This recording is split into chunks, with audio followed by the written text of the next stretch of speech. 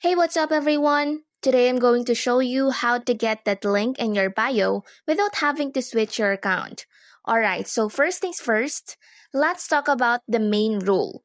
To get the clickable website option in your profile, you need at least 1,000 followers on a personal account. If you don't have that yet, the clickable link option won't appear. So the first step is to focus on growing your account to that 1,000 follower milestone. Once you hit that number, the website field should show up automatically. Once you have reached that magical number of 1,000 followers, adding the link is super easy. Here's how you do it. Go to your profile, then tap on Edit Profile. Next, you should see a field for website. Tap on that and paste that full URL you want to use. This could be your personal blog, a link tree, or any other website. Then hit save.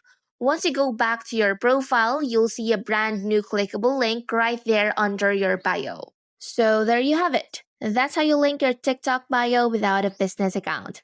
I really hope this helped you out. If you found this video helpful, please give it a thumbs up and subscribe for more tips. Thanks for watching.